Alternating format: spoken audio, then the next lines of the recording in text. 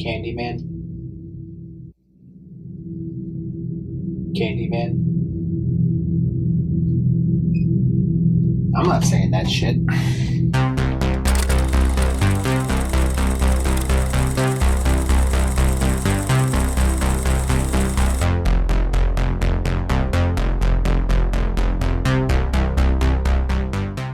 Before I get started, I'd like to kindly ask that you hit the like button and please subscribe to the channel for more content just like this. So, pretty please, with sugar on top. Clean the fucking car.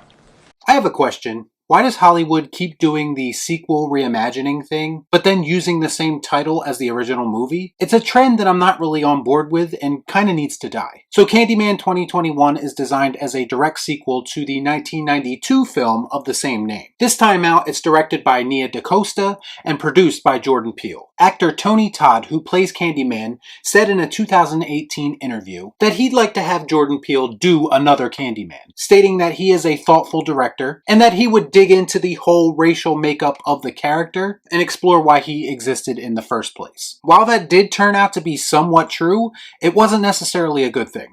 Fool this man!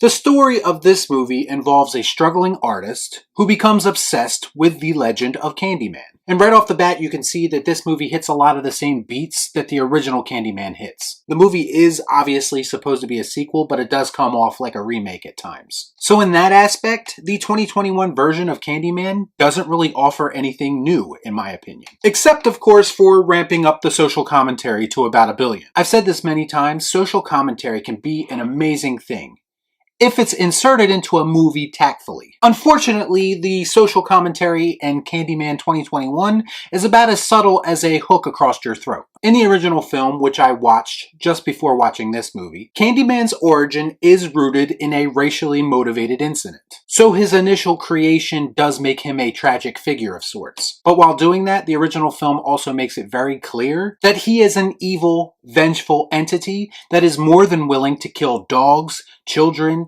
babies. He basically killed anyone and everyone he could to get to Helen in the first movie. That was very clearly his goal.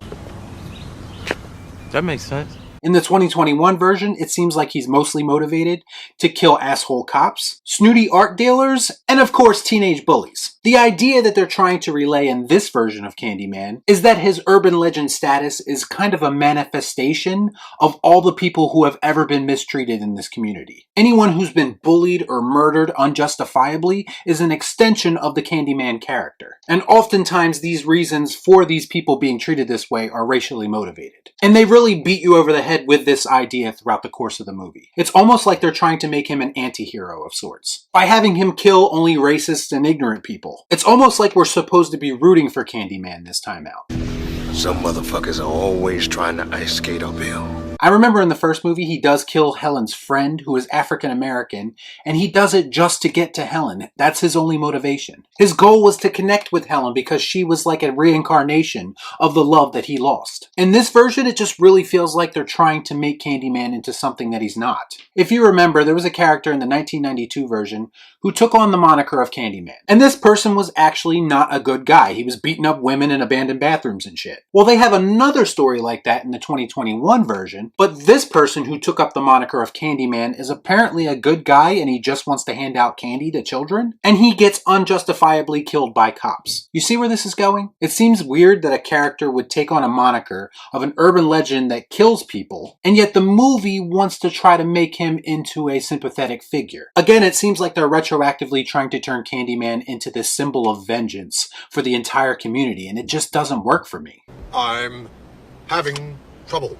I would classify the original Candyman as a supernatural thriller that was inherently creepy, all originating from the twisted mind of Clive Barker. And that inherent creepiness is almost non-existent in this movie, at least to me. In fact, I felt like it was devoid of tension altogether. The horror moments, which feel few and far between, aren't very memorable and honestly aren't very scary either. There was an atmosphere and a hypnotic feel to the original that is completely absent in this movie. They do try to do some interesting things with cinematography and a little bit with the score that are kind of cool. And I did feel like the acting was pretty solid all around. But for the most part, I just didn't feel like I was watching a Candyman movie. Heavy-handed social messages often take me out of a movie, and this movie was no exception. When I was thinking about all the ways that I would bring this character back, this would probably have been the last on the list. I just can't really fathom why they decided to take it so deep in this direction. It's just not entertaining or creative. I found myself either being bored to tears or laughing at the ridiculousness of the exaggerated dialogue, characters, and situations. This is whack!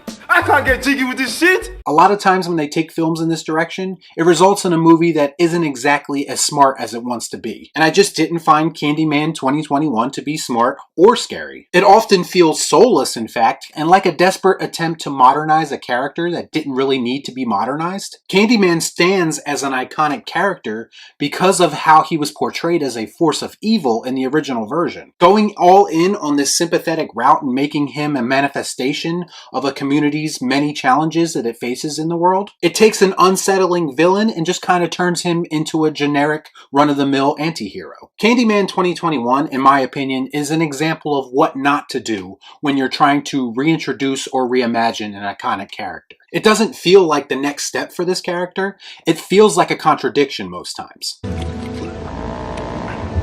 The worst part of it all is that Tony Todd, who plays the iconic Candyman, is barely in this movie. Now that was obviously done as a creative choice to kind of make Candyman this faceless entity, but Tony Todd's screen presence is what makes Candyman so special. So to not use that screen presence feels a little bit like a wasted opportunity. As a fan of horror, I will continue to watch the original Candyman, and I'll probably pretend this movie doesn't exist. That's why I'm going to give Candyman 2021 the Angry Rocky. The dreaded stinks!